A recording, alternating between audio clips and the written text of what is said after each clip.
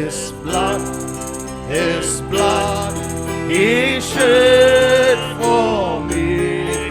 Eli, Eli, my Lord.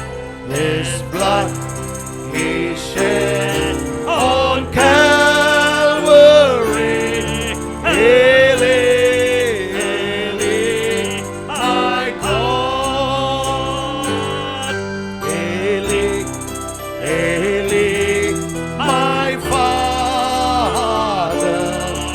Eli, Eli, my Lord. Eli, Eli, my Savior. Eli, Eli, my God.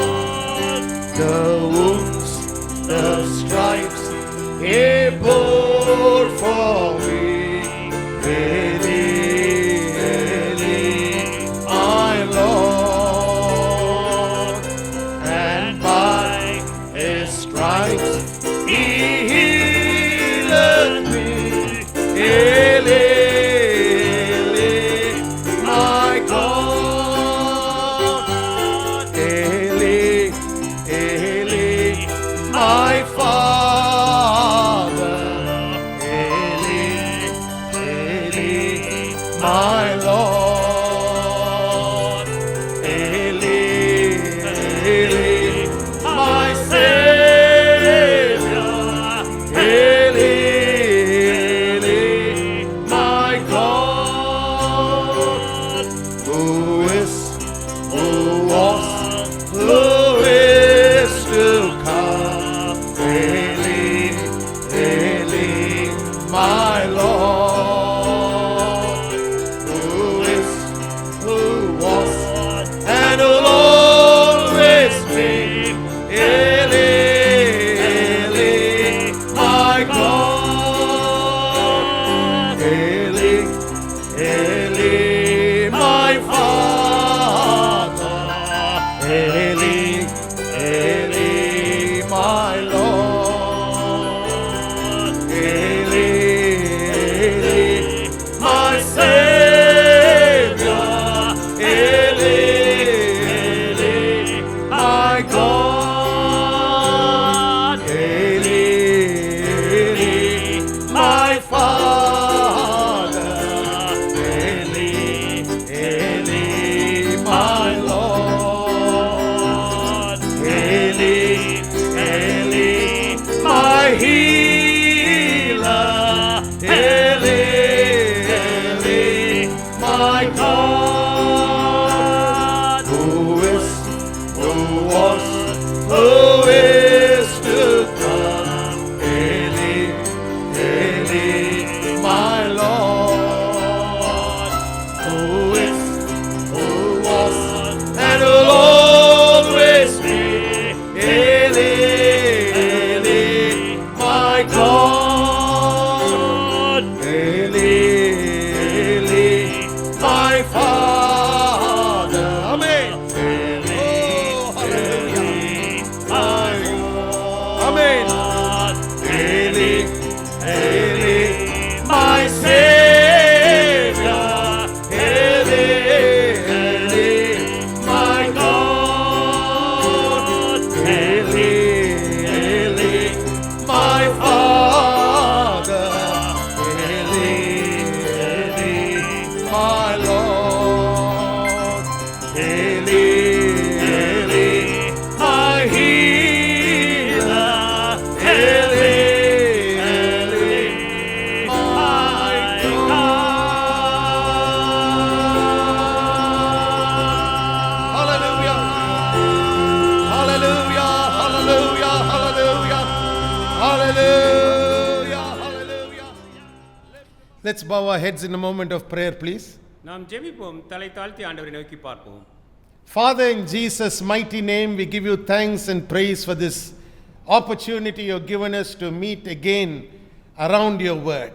உம்முடைய வார்த்தையை சுற்றி ஆண்டவரே நாங்கள் மீண்டும் சந்திக்கும்படியாக இந்த நல்ல சந்தர்ப்பத்தை தந்தபடினாலே வல்லமையுள்ள இயேசுவின் நாமத்தினாலே உமக்கு நன்றி சொல்லுகிறோம் பிதாவே. I thank you for every individual joining me and praying along with me. என்னோடு கூட சேர்ந்து ஜெபித்துக் கொண்டிருக்கிற ஒவ்வொரு தனி நபருக்காகவும் உமக்கு நன்றி சொல்கிறேன். Every person is precious in your sight. ஆண்டவரே, ஒவ்வொருவரும் உம்முடைய பார்வையிலே விலையேற பெற்றவர்கள் அப்பா. The Holy Spirit and His anointing is available to each one of us as we listen to His voice this morning. பரிசுத்த ஆவியானவரும் அவருடைய அபிஷேகம் இந்த வார்த்தைகளை கேட்டுக்கொண்டிருக்கிற ஒவ்வொருவருக்கும் ஆண்டவரே கிடைக்கப்பெற்றவர்களாக இருக்கிறபடினாலே நன்றி ஆண்டவரே. May each one of us be clothed with a garment of praise. ஆண்டவரே, உம்முடைய துதியின் ஆடையினாலே நாங்கள் ஒவ்வொருவரும் அலங்கரிக்கப்பட்டு காணப்படட்டும். May your name be glorified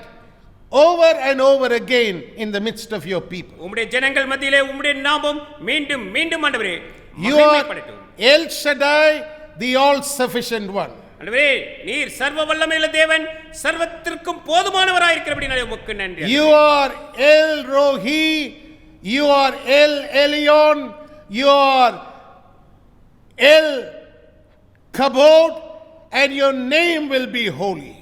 நீர் எல் ரோஹி, எல் எலியோன், எல் கபோராக இருக்கிறபடினாலே எல்லாவற்றையும் சந்திக்கிறவராக இருக்கிறபடினாலே உமக்கு நன்றி ஆண்டவரே. What a marvelous privilege it is to call upon your name. ஆண்டவரே, உம்முடைய நாமத்தை நோக்கி நாங்கள் கூப்பிடுவது எவ்வளவு மகிமையான செயலப்பா. And I commit everything that we hear this morning into your hands. Guide us and lead us into all truth. ஆண்டவரே, இங்கு நடைபெற போகின்ற ஒவ்வொன்றையும் ஒவ்வொரு செயலையும் உம்முடைய கரத்திலே நாங்கள் விட்டுக் கொடுக்கிறோம். நீர் தாமே தலைமை தாங்கி வழி நடத்தி எங்களுக்கு போதிக்கும்படியாய் வேண்டிக் கொள்கிறோம். In Jesus' name we pray. இயேசுவின் நாமத்தினாலே வேண்டிக் கொள்கிறோம் பிதாவே. Amen. Amen. And amen. I want to continue talking to you about how the anointing turns common things into uncommon weapons. ஒரு சாதாரணமான ஒன்றை எடுத்து அசாதாரணமான ஆயுதமாக அபிஷேகம் எப்படியாக மாற்றுகிறது என்பதை பார்த்தோம். அதை தொடர்ந்து இந்த நாளிலும் நாம் பார்க்க இருக்கிறோம். I shared with you about how the rod in Moses' hand became something that was extraordinary. மோசேயின் கரத்தில் இருந்த சாதாரண கோல் எப்படியாக அசாதாரணமான ஒன்றாக மாறினது என்று சொல்லி பார்த்தோம். I shared with you about how an inanimate object became an animate object. எப்படி உயிரற்ற ஒரு பொருள் உயிரான ஒரு பொருளாக மாறினது என்று சொல்லியதாக நாம் பார்த்தோம். I shared with you about how the anointing moves upon us so we may move in a particular direction according to the will and plan and purpose of God. அபிஷேகம் நம்மிடத்திலே வரும்போது நாம் எந்த திசையிலே செல்ல வேண்டும், என்ன நோக்கத்தோடு கூட செல்ல வேண்டும் என்பதற்கு நேராக அபிஷேகம் நம்மை வழி நடத்துகிறது என்று சொல்லியதாகவும் பார்த்தோம். Now I want to share with you this morning with another example of how the anointing turns common things into uncommon weapons. சாதாரணமான ஒரு பொருளை அசாதாரணமான ஆயுதமாக எப்படியாக அபிஷேகம் மாற்றுகிறது என்பதற்கான மற்றொரு உதாரணத்தை நான் இப்பொழுது உங்களுக்கு சொல்லட்டும். Come with me please to 1 Samuel chapter 17. 1 Samuel chapter 17, and we are going to read 3 verses this morning. 1 Samuel 17ஆம் அதிகாரத்திற்கு உங்கள் வேதாகமத்தை என்னோடு கூட திருப்பிக் கொள்ளுங்கள். இந்த அதிகாரத்திலிருந்து 3 வசனங்களை நாம் இப்பொழுது வாசிக்க இருக்கிறோம். First I am going to read to you verse 40. நான் முதலிலே 40ஆம் வசனத்தை உங்களுக்காக வாசிக்கட்டும். And David took his staff in his hand and chose him 5 smooth stones out of the brook and put them in a shepherd's bag which he had, even in a scrip, and his sling was in his hand, and he drew near to the Philistine. தன் தடியை கையிலே பிடித்துக்கொண்டு ஆற்றில் இருக்கிற 5 கூழாங்கல்லுகளை தெரிந்தெடுத்து அவைகளை மேய்ப்பருக்குரிய தன்னுடைய அடைப்பை பையிலே போட்டு தன் கவனை தன் கையிலே பிடித்துக்கொண்டு அந்த பெலிஸ்தன் அண்டையிலே போனான். I wanted to highlight the place which tells us his sling was in his hand. அவன் தன் கவனை தன் கையிலே பிடித்துக்கொண்டு என்று இருக்கிறதே, அதை நீங்கள் அடிக்கோடிட்டுக் கொள்ளுங்கள். Now as a small young shepherd boy, David had learned how to use the sling. ஒரு வாலிப ஆட்டிடையனாக தாவீது கவனை எப்படியாக பயன்படுத்துவது என்பதை அறிந்திருந்தார். He had never ever used it as a weapon in the battlefield against human beings. ஆனால் ஒரு யுத்தத்திலே ஒரு ஆயுதமாக அந்த கவனை ஒரு மனிதனுக்கு விரோதமாக எப்படி பயன்படுத்துவது என்பதை அறியாதிருந்தார். He had never ever taken it and gone to battle because he was not a soldier. அவர் ஒரு யுத்த வீரனாக இல்லாதபடினாலே அவர் ஒருபோதும் யுத்தத்திற்கு அந்த கவனை எடுத்துக்கொண்டு சென்றதாக எங்கேயும் நாம் பார்க்கவில்லை. But when the opportunity presented itself to him on the battlefield, there you see David doing something with what he had already used elsewhere.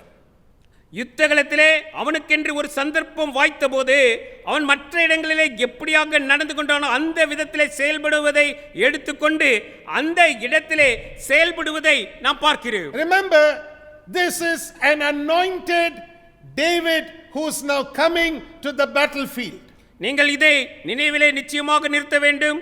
இங்கே யுத்தத்திற்கு வருவது அபிஷேகிக்கப்பட்ட தாவீது. The anointing oil had already been poured upon him.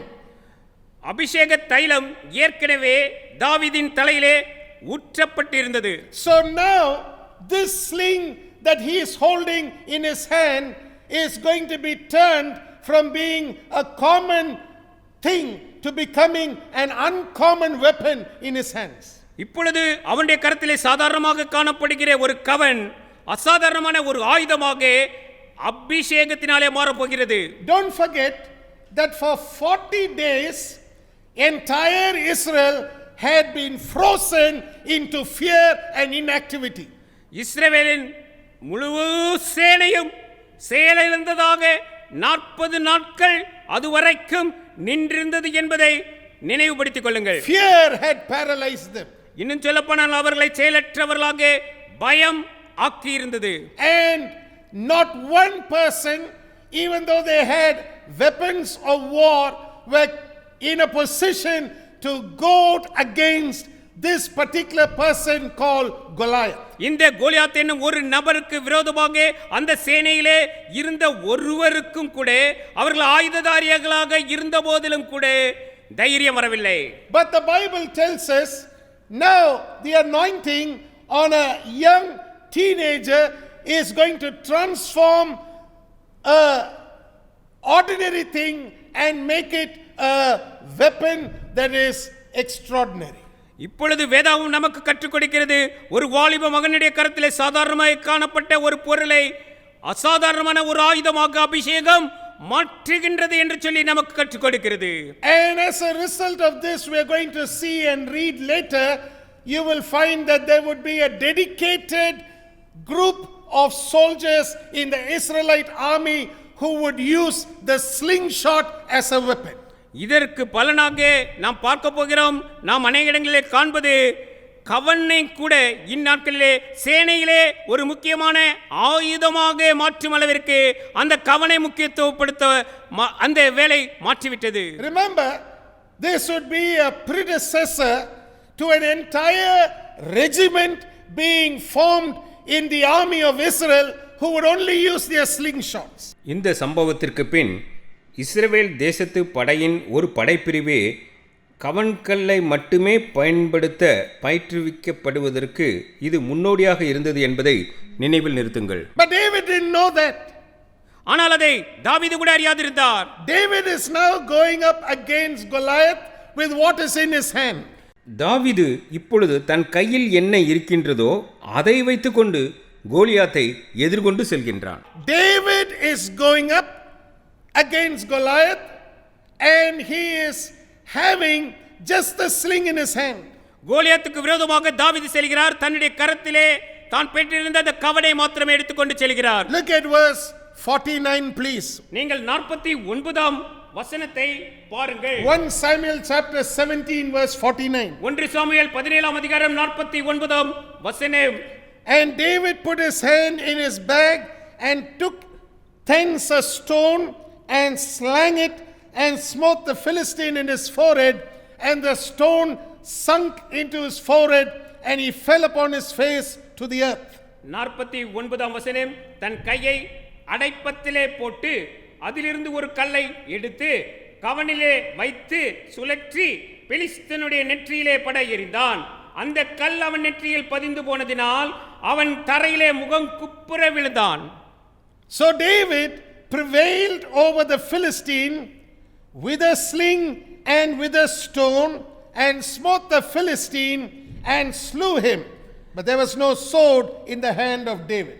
இவ்விதமாக தாவீது ஒரு கவனினாலும் ஒரு கல்லினாலும் பெலிஸ்தனை மேற்கொண்டு அவனை மடங்கடித்து அவனை கொன்று போட்டான். தாவீதின் கையில் பட்டயம் இல்லாதிருந்தது. Remember, it was an ordinary slingshot that took David from being an ordinary shepherd, and now it moves him into a place of prominence. ஒரு ஆட்டிடையனாகிய தாவீது தான் எப்பொழுதும் கையிலே வைத்திருந்த ஒரு சாதாரண கவனை மாத்திரம் சுமந்து சென்றான். ஆனால் அது அவனை அந்த யுத்தகளத்திலே முன்னணியிலே நிறுத்தியது. Remember, now he is becoming a person that all Israel is going to become aware of. அவனை குறித்து பேசும்படியாக மற்ற சேனை வீரர்கள் யாவரும் பேசும்படியாக அங்கே தாவீதை இது மாற்றினது என்று சொல்லி பார்க்கிறோம். They didn't have the kind of social media, so to speak, that we have in our days, but the Bible tells us he became instantaneously known in all Israel. இஸ்ரவேல் முழுவதும் அவனுடைய புகழ் பரவிற்று. இன்றைய தினத்திலே நாம் பார்க்கிறது போன சோசியல் மீடியாக்களோ வேற எதுவும் இல்லாத நாளிலும் கூட தாவீதின் புகழ் இஸ்ரவேல் முழுவதும் பரம்பிற்று. So what was just a common thing became an uncommon weapon in his hands. இங்கே நடந்ததுதான் என்ன, சாதாரணமாக தன்னுடைய கரத்திலே இருந்ததை அபிஷேகத்தினாலே அவன் ஒரு அசாதாரணமான ஆயுதமாக மாற கிடைக்க பெற்றான். Now I wanted to give you one more example. நான் மேலும் ஒரு உதாரணத்தை உங்களுக்கு எடுத்து காட்டட்டும். How God uses common words and makes them uncommon weapons in the hands of those who are anointed. ஒரு சாதாரண வார்த்தையை எடுத்து அந்த மனிதனுடைய கரத்திலே ஒரு அசாதாரணமான ஆயுதமாக தேவன் எப்படி பயன்படுத்துகிறார் என்பதை நாம் பார்க்க இருக்கிறோம். I want you to turn with me please to Mark's Gospel. நீங்கள் என்னோடு கூட உங்கள் வேதாகமத்தை மார்க்கு எழுதின சுவிசேஷ புத்தகத்திற்கு திருப்பும்படியாக விரும்புகிறேன். Chapter 4. 4ஆம் அதிகாரம். And we are going to read from verses 35 onwards. 35ஆம் வசனம் முதல் உள்ள வார்த்தைகளை நாம் வாசிக்க இருக்கிறோம். Mark chapter 4 verses 35 onwards. Mark 4ஆம் அதிகாரம் 35ஆம் வசனம் முதல். And the same day when the even was come, he saith unto them, let us pass over unto the other side. அன்று சாயங்காலத்தில் அவர் அவர்களை நோக்கி அக்கரைக்கு போவோம் வாருங்கள் என்றார். And when they had sent away the multitude, they took him even as he was in the ship, and there were also with him other little ships, and there arose a great storm of wind, and the waves beat into the ship, so that it was now full. அவர்கள் ஜனங்களை அனுப்பிவிட்டு அவர் படவில் இருந்தபடியே அவரை கொண்டு போனார்கள். வேறே படவுகளும் அவரோட கூட இருந்தது. அப்பொழுது பலத்த சுழல் காற்று உண்டாகி படவு நிரம்பத்தக்கதாக அலைகள் அதன் மேல் மோதிற்று. And he was in the hinder part of the ship, asleep on a pillow, and they wake him and say unto him, Master, carest thou not that we perish? கப்பலின் பின்னணியத்தில் அவர் தலையணையை வைத்து நித்திரையாயிருந்தார். அவர்கள் அவரை எழுப்பி, போதகரே, நாங்கள் மடிந்து போகிறது உமக்கு கவலை இல்லையா என்றார்கள். Now, we're going to stop for a brief moment there to just look at how this gospel writer has recorded this incident for us. இந்த சம்பவத்தை, இந்த சுவிசேஷத்தை எழுதின ஆக்கியோன் என்ன நமக்கு எழுதி கொடுத்திருக்கிறார் என்பதை இந்த இடத்திலே நாம் நின்று கூர்ந்து கவனிக்கும்படியாக நான் விரும்புகிறேன். Now every one of these people along with Jesus on the ship that particular day were under the influence of the anointing that was on Jesus. இயேசு கிறிஸ்துவின் மீது காணப்பட்ட அபிஷேகத்தினுடைய ஆதிக்கத்திற்குள்ளாக அந்த படவிலே அவரோடு கூட இருந்த அனைவரும் அந்த அபிஷேகத்திற்கு கீழ் தான் அந்த நாளிலே இருந்தார்கள். Every one of them, from what we read here, could have easily done what Jesus would do after he was woken up from the sleep. அங்கே இருந்தவர்கள் இயேசு கிறிஸ்துவை அவர்கள் விழித்தெழ பண்ணின பிறகு என்ன நடந்ததோ அதை அவர்களும் செய்திருக்க கூடும். Every one of them could have done exactly what Jesus did, because we are going to see that instead of doing what he would do, they did something else with their words. அங்கே அவர்கள் என்ன செய்யும்படியாக எதிர்பார்க்கப்பட்டதோ அதை விட்டுவிட்டு அவர்கள் வேறு ஒன்றை செய்து கொண்டிருந்தார்கள், இயேசுவை அவர்கள் விழித்தெழ பண்ணுவதற்கு முன்பதாக. Remember, what words did they speak? They spoke words of fear to a sleeping Jesus whom they woke up from his sleep. அவர்கள் என்ன வார்த்தைகளை பேசிக் கொண்டிருந்தார்கள்? அவர்கள் பயப்படுத்தலின் வார்த்தையை அங்கே உறங்கிக் கொண்டிருந்து இயேசுவை தட்டி எழுப்பிக் கொண்டு பேசிக் கொண்டிருந்தார்கள். But the Bible says in verse 39, he arose and rebuked the wind and said unto the sea, peace be still. 39ஆம் வசனம், அவர் எழுந்து காற்றை அதட்டி கடலை பார்த்து இறையாதே அமைதலாய் இரு என்றார். And the wind ceased and there was a great calm. அப்பொழுது காற்று நின்று போய் மிகுந்த அமைதல் உண்டாயிற்று. And he said unto them, why are you so fearful? How is it that you have no faith? அவர் அவர்களை நோக்கி, ஏன் இப்படி பயப்பட்டீர்கள்? ஏன் உங்களுக்கு விசுவாசம் இல்லாமற் போயிற்று என்றார். And they feared exceedingly and said one to another, what manner of man is this, that even the wind and the sea obey him?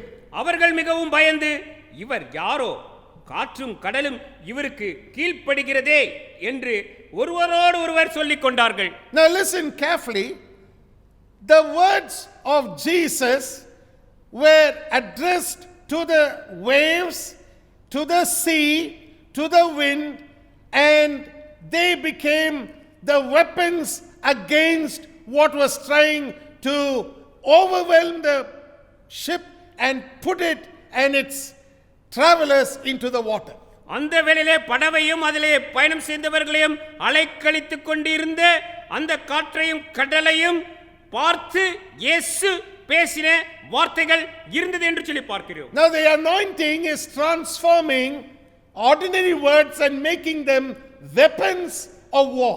அபிஷேகம் ஒரு சாதாரணமாக காணப்பட்ட வார்த்தைகளை அந்த வேளையிலே அவர்களுக்கு ஒரு ஆயுதமாக மாற்றிக் கொண்டிருப்பதை நாம் பார்க்கிறோம். The most important thing about this incident is what Jesus would tell his disciples. இந்த சம்பவத்திலே மிக மிக முக்கியமான கூற்று, அங்கே இயேசு கிறிஸ்து அந்த சீஷர்களிடத்திலே அவர் என்ன சொன்னாரோ என்பதிலே காணப்படுகிறது. What Jesus was implying in verse 40 is worthy of our attention. 40ஆம் வசனத்திலே இயேசு கிறிஸ்து என்ன பேசினார் என்பது நமக்கு கருத்து செலுத்த வேண்டிய வார்த்தைகளாக இருக்கின்றன.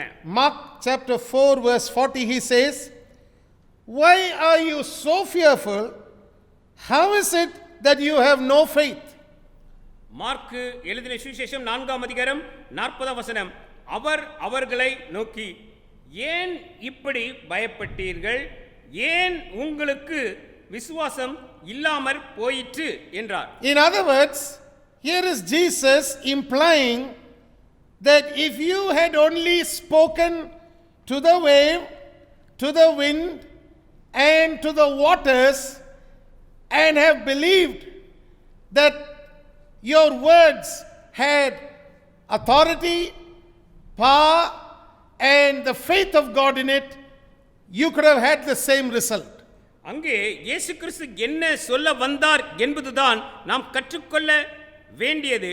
நீங்களே காற்றையும் கடலையும் தண்ணீரை பார்த்து பேசி இருந்தீர்களானால் அது தேவனுடைய அதிகாரம், தேவனுடைய வல்லமை, தேவனுடைய விசுவாசத்தை சுமந்து சென்று உங்களுக்காக செயல்பட்டிருக்குமே என்பதுதான். You don't have to be amazed at how powerful your words could have been transformed, because the anointing is what transforms words and makes them weapons. அந்த இடத்திலே அந்த வார்த்தைகளை விட அங்கே காணப்பட்ட அபிஷேகமே அவர்களுக்குள்ளிருந்து புறப்பட்டு வந்த வார்த்தையை ஒரு ஆயுதமாக அவர்களுக்கு மாற்றி கொடுத்திருக்கும் என்பதை அறிந்து கொள்ளுங்கள். Now we all know that there are certain people who use words to hurt others and to speak sharply and to cause pain just by spoken words. சிலரை பார்க்கிறோம், மிக கடினமான வார்த்தைகளை மற்றவருக்கு விரோதமாக பேசி அவர்களுக்குள்ளே காயப்படுத்துவதற்கென்றே வார்த்தைகளை எடுத்து பயன்படுத்துவதாக நான் பார்க்கிறேன். Their words are so venomous that it hurts people. அவர்களுடைய வார்த்தைகள் மிக மிக கடூரமாக இருந்து மற்றவர்களை மிகவும் காயப்படுத்துவதாக காணப்படும். It creates such pain and hurt just in the natural world itself. உலகத்திலே இயற்கையாகவே அவர்களுக்குள்ளே காயத்தையும் வலியையும் ஏற்படுத்த வல்லதாக அவர்கள் பேசுகிற வார்த்தைகள் காணப்படும். You can find some of these things recorded for us in the book of Psalms. நாம் சங்கீத புத்தகத்திலே சில கூற்றுக்கள் இப்படியாக நமக்கு எழுதி கொடுக்கப்பட்டு நமக்கு காண கிடைக்கிறது. Turn with me please in your Bibles to Psalm chapter 5 please. என்னோடு கூட சங்கீதம் 5ஆம் அதிகாரத்திற்கு உங்கள் வேதாகமத்தை திருப்பும்படியாக நான் விரும்புகிறேன். Psalm 5. சங்கீதம் 5ஆம் அதிகாரம். And I want you to read with me verse 9. என்னோடு கூட 9ஆம் வசனத்தை வாசிக்கும்படியாக நீங்களும் வாசிக்கும்படியாக விரும்புகிறேன். Please make a note of these scriptures because they're essential in your understanding about how the anointing works. இந்த வேதாகம வாக்கியங்களை நீங்கள் குறிப்பு எழுதிக் கொள்ளுங்கள். ஏனென்றால் அபிஷேகம் எப்படியாக செயல்படுகிறது என்பதை நீங்கள் புரிந்து கொள்வதற்கு இந்த வேத வசனங்கள் உங்களுக்கு பேருதவியாக இருக்கும். For there is no faithfulness in their mouth, their inward part is very wickedness, their throat is an open sepulchre, they flatter with their tongue. அவர்கள் வாயில் உண்மை இல்லை, அவர்கள் உள்ளம் கேடுபாடு உள்ளது, அவர்கள் தொண்டை திறக்கப்பட்ட பிரேத குழி, தங்கள் நாவினால் இச்சகம் பேசுகிறார்கள். They flatter with their tongue. அவர்கள் நாவினால் இச்சகம் பேசுகிறார்கள். Now look at Psalm 62 please. என்னோடு கூட சங்கீதம் 62ஆம் அதிகாரத்திற்கு வாருங்கள். Look at Psalm 62 and I want you to read with me verses 3 and 4. சங்கீதம் 62ஆம் அதிகாரம் 3ஆம் 4ஆம் வசனத்தை நீங்களும் என்னோடு கூட உங்கள் வேதாகமத்திலிருந்து வாசிக்கும்படியாக நான் விரும்புகிறேன். How long will you imagine mischief against a man? You shall be slain all of you. As a bowing wall shall you be, and as a tottering fence. They only consult to cast him down from his excellency. They delight in lies. They bless with their mouth, but they curse inwardly. நீங்கள் எதுவரைக்கும் ஒரு மனுஷனுக்கு தீங்கு செய்ய நினைப்பீர்கள்? நீங்கள் அனைவரும் சங்கரிக்கப்படுவீர்கள். சாய்ந்த மதிலுக்கும் இடிந்த சுவருக்கும் ஒப்பாவீர்கள். அவனுடைய மேன்மையிலிருந்து அவனை தள்ளும்படிக்கே அவர்கள் ஆலோசனை பண்ணி அபத்தம் பேச விரும்புகிறார்கள். தங்கள் வாயினால் ஆசீர்வதித்து தங்கள் உள்ளத்தில் சபிக்கிறார்கள். Now turn with me to Psalm 28 and verse 3. என்னோடு கூட சங்கீதம் 28ஆம் அதிகாரம் 3ஆம் வசனத்திற்கும் உங்கள் வேதாகமத்தை திருப்புங்கள். Draw me not away with the wicked and with the workers of iniquity, which speak peace to their neighbors, but mischief is in their hearts. சங்கீதம் 28 3ஆம் வசனம், அயலானுக்கு சமாதான வாழ்த்துதலை சொல்லியும் தங்கள் இருதயங்களில் பொல்லாப்பை வைத்திருக்கிற துன்மார்க்கரோடும் அக்கிரமக்காரரோடும் என்னை வாரிக்கொள்ளாதையும். The reason I am reading these scriptures to you is to show you in the natural world we have people who use their tongues effectively to destroy others. மற்றவர்களை அதம் பண்ணி போடுவதற்கு தங்களுடைய வாயின் வார்த்தைகளை இயற்கையான உலகில் உள்ள மக்கள் எடுத்து பயன்படுத்துகிறார்கள் என்பதை நீங்கள் புரிந்து கொள்ளும்படிக்கு இந்த வேதாகமத்தில் உள்ள வேத வசனங்களை நான் எடுத்து உங்களுக்கு வாசித்தேன். But God wants you to also know that the same thing can happen in reverse in the life of God's anointed vessels. தேவனுடைய அபிஷேகிக்கப்பட்ட பாத்திரமாய் இருக்கிறவர்களுடைய வாழ்க்கையிலே இதற்கு மாறுத்தரமானது நிகழ வல்லது என்று சொல்லி வேதாகமம் நமக்கு கற்றுக் கொடுக்கிறதாக இருக்கிறது. God wants you to know that when the anointing is at work, common words can become uncommon weapons in your mouth to accomplish His plan and His purpose. தேவன் தாம் நீங்கள் அறிந்து கொள்ளும்படியாக விரும்புவது என்னவென்றால் உங்களுடைய வாயிலிருந்து புறப்படுகிற சாதாரண வார்த்தைகள் அசாதாரணமானவைகளை செயல்பட வைக்க வல்லதாக, அது அபிஷேகத்தினாலே மாற வல்லவைகளாக இருக்கின்றன என்பதை நீங்கள் அறிந்து கொள்ள வேண்டும். Just as people in the natural world use lies to destroy someone else, in the spiritual world God anoints His children to speak the words of life, to speak the words of truth, so that people may live and be blessed. எப்படியாக இயற்கையான உலகத்திலே இருப்பவர்கள் பொய்யாக அபத்தமாக பேசி மற்றவர்களை நாசம் செய்துவிட வேண்டும் என்று சொல்லியதாக வார்த்தைகளை எடுத்து பயன்படுத்துகிறார்களோ, அதற்கு மாறுத்தரமாக தேவனுடைய அபிஷேகம் பெற்ற விசுவாசிகள் அவர்கள் சத்தியத்தையும் அவர்கள் ஜீவனையும் தங்கள் வாயிலிருந்து புறப்படுகிற வார்த்தைகளினாலே மற்றவருக்கு அளிக்கத்தக்கதாக பேசத்தக்க வல்லவர்களாக இருக்கிறார்கள் என்பதை அறிந்து கொள்ள வேண்டும். Look at Psalm 10 and verse 7 please. நீங்கள் என்னோடு சங்கீதம் 10ஆம் அதிகாரம் 7 வசனத்தை பாருங்கள். I want you to write down these scripture portions so you understand how effectively wicked people use their tongues to affect people's lives and bring about an effect of wickedness around them. பொல்லாத ஜனங்கள் தங்களை சுற்றியுள்ளவர்களின் வாழ்க்கையில் பொல்லாப்பு உண்டாக்கும்படி ஏற்படுத்தும்படி தங்கள் நாவினை பயன்படுத்துகின்றனர் என்பதை நீங்கள் இந்த வேத வாக்கியங்களை எழுதி வைத்து புரிந்து கொள்ளும்படிக்கு கேட்டுக்கொள்கிறேன். Listen clearly. Constantly in Psalm 10 we read about the wicked being mentioned in verse 2, verse 3, verse 4 and the following verses. 2, 3, 4 வசனங்கள் மற்ற தொடர்ச்சியாக வரும் வசனங்களிலும் கூட பொல்லாதவர்களை குறித்து சங்கீதம் 10ஆம் அதிகாரம் பேசி வருவதை நாம் பார்க்கிறோம். Now in verse 7 you read about how he uses his mouth to speak out words.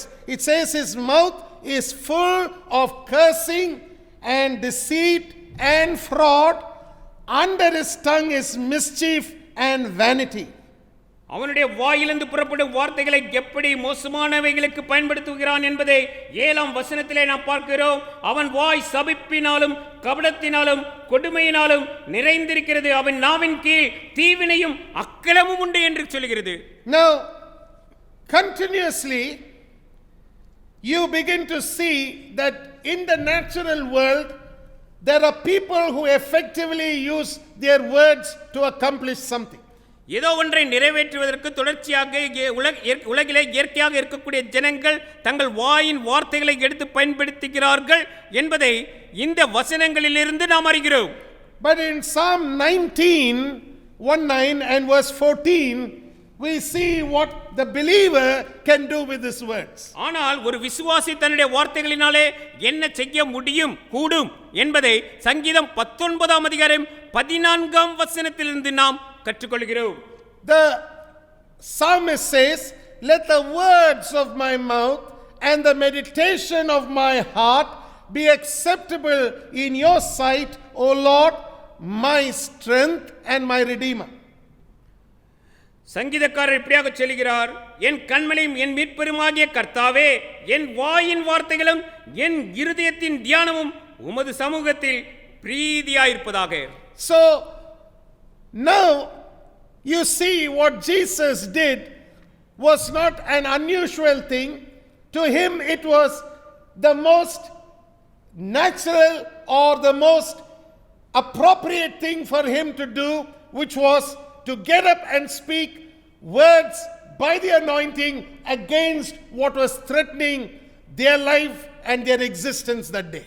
அந்த நாளிலே அவருடைய வாழ்க்கைக்கும் அவர்களுடைய ஜீவனுக்கும் விரோதமாக வந்த அந்த சம்பவத்திற்கு விரோதமாக அவர் பேசின வார்த்தைகள் அசாதாரணமான வார்த்தைகள் அல்ல, அபிஷேகிக்கப்பட்ட வார்த்தைகள், அசாதாரணமானவைகளாக அவர் அங்கே எடுத்து பேசுவதாக நாம் அங்கே பார்க்கிறோம். Remember, they were the most appropriate thing for the anointed Jesus to do. அங்கே அபிஷேகிக்கப்பட்டிருந்த இயேசு கிறிஸ்து செய்யக்கூடிய தகுதி வாய்ந்த ஒரு செயலாக அந்த செயல் இருந்தது என்று சொல்லி நாம் அறிந்து கொள்ள வேண்டும். And from what we read in Mark's Gospel chapter 4, he was expecting each one of his disciples to have done the same. Mark 4ஆம் சுவிசேஷத்திலிருந்து நாம் கற்று அறிந்து கொள்ள வேண்டியது, அவரை சுற்றி இருந்த சீஷர்களும் ஒவ்வொருவரும் இதையே அபியாசிக்க வேண்டும், அப்படிப்பட்ட சூழ்நிலையிலே என்பதை அவர் எதிர்பார்த்தார் என்று கற்றுக்கொள்ள வேண்டும். He didn't want them to just say something. He wanted them to believe that what they said would come to pass. அவர்கள் ஏதோ ஒன்றை சொல்ல வேண்டும் என்று அல்ல, அவர்கள் சொல்லுவது அவர்கள் சொன்னபடியே ஆகும் என்பதை அவர்கள் விசுவாசிக்க வேண்டும் என்று சொன்னார். Remember, these were fishermen who were looking at a life threatening situation that particular day. அந்த நாளிலே அவர்கள் மீனவர்கள், அவர்கள் தங்கள் வாழ்க்கைக்கு விரோதமாக ஒரு மிக மோசமான ஒரு சூழ்நிலை எழும்புவதை பார்த்து கொண்டு அந்த வேளையிலே இருந்தார்கள். They were not just ordinary people going on a boat trip. They were hardened, well seasoned fishermen who knew the waters well. They had been on that waters earlier, and they knew that that particular moment was a life-threatening moment for all of them. ஏதோ ஒரு சுற்றுலா செல்லும் படகிலே செல்லும் ஒரு நபர்களைப் போல அவர்கள் நன்றாக பயிற்றுவிக்கப்பட்ட மீனவர்கள், காற்றும் கடலும் எப்படியாக செயல்படும் என்பதை நன்றாக அறிந்தவர்கள். அந்த நாளிலே அந்த வேளையிலே அவர்களுடைய வாழ்க்கைக்கு விரோதமாக அது எழும்புகிறது என்பதை அறிந்து கொண்டார்கள். But you look at Jesus, he gets up from his sleep. He speaks peace into a very troubled situation, and immediately calmness comes to the place. அந்த இடத்திலே இயேசு கிறிஸ்து எழுந்து அவர் பேசினதை பாருங்கள். இறையாதே அமைதலாய் இரு என்று சொன்னார். உடனே மிகுந்த அமைதல் உண்டாயிற்று என்று பார்க்கிறோம். That is what God Almighty expects the anointing to do on the anointed when they speak. அபிஷேகிக்கப்பட்டவர்களிடத்திலே அபிஷேகமானது இதைத்தான் செய்யும்படிக்கு தேவன் எதிர்பார்க்கிறார் என்பதை நீங்கள் அறிந்து கொள்ள வேண்டும். He wants every believer to understand that when he speaks against anything that is causing trouble, there must come into that place what this person is expecting and speaking forth. ஒரு விசுவாசி எந்த சூழ்நிலைக்கு விரோதமாக பேசுகிறாரோ அந்த சூழ்நிலையிலே என்ன நடக்க வேண்டும், சம்பவிக்க வேண்டும் என்று சொல்லி எதிர்பார்த்து பேசுகிறாரோ அப்படியே ஆகும் என்பதுதான் நாம் இன்றைக்கு கற்றுக்கொள்ள வேண்டும். Remember, in that context it was peace that was to be spoken, and that was what Jesus spoke. அந்த சூழ்நிலையிலே அவர்களுக்கு மிகவும் தேவையானது அமைதலும் சமாதானமும். அதைத்தான் இயேசு பேசினார், அப்படியே ஆயிற்று. And the end result was the disciples were even more afraid, and they said, "What manner of man is this?" I want you to highlight that phrase. That's the key phrase that you must learn in this teaching. அதன் பலன் தான் என்ன? சீஷர்கள் மிகவும் பயந்து அவர்களுக்குள்ளே இப்படியாக பேசினார்கள், இவர் யாரோ, இதை நீங்கள் அடிக்கோடிட்டுக் கொள்ளும்படியாக நான் விரும்புகிறேன். Remember, they didn't say, "What kind of a supernatural man is this?" இவர் எப்படி இவ்வளவு இயற்கைக்கு அப்பாற்பட்ட மனிதராக இருக்கிறார் என்று சொல்லியதாக அவர்கள் பேசவில்லை. They said, what kind of a man is this? அவர்கள் சொன்ன வார்த்தையை கவனிங்கள். இவர் யாரோ என்றார்கள். What kind of a man is this? இந்த நபர் இவர் எப்படிப்பட்ட வகையை சார்ந்தவர் என்று அவர்கள் பேசின வார்த்தைக்கு அர்த்தமாகிறது. That's right. That's the key to this phrase. They were surprised at the manner in which Jesus reacted. எப்படியாக இயேசு கிறிஸ்து அந்த சூழ்நிலைக்கு பதிலளித்தார் என்பதை பார்த்தபோது அவர்கள் அதற்கு ஆச்சரியமான விதத்திலே இந்த ஆச்சரியப்பட்டு இந்த கூற்றை சொல்கிறார்கள். Because on the outside Jesus looked the same like any other man. வெளிப்படையாக பார்க்கும்போது இயேசு கிறிஸ்து மற்ற எந்த ஒரு நபரை பார்க்கும்போது எப்படியாக காணப்படுவார்களோ அப்படியாகவே காணப்பட்டார். He looked just like any other Jewish man of his day.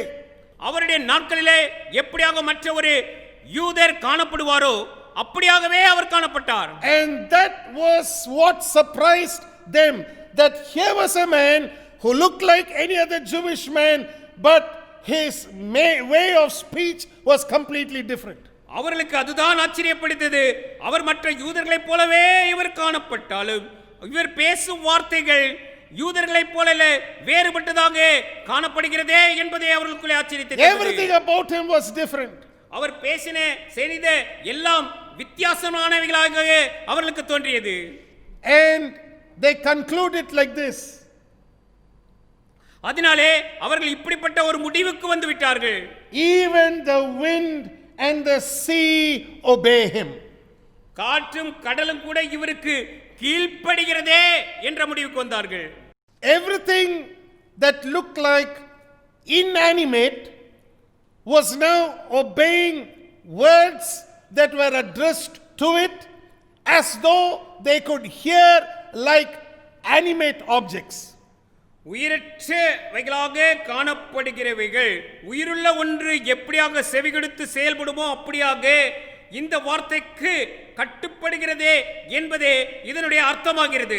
That's why the anointing can turn very ordinary things and make them extraordinary, so much so that they become weapons against everything that rises up against you in your Christian life.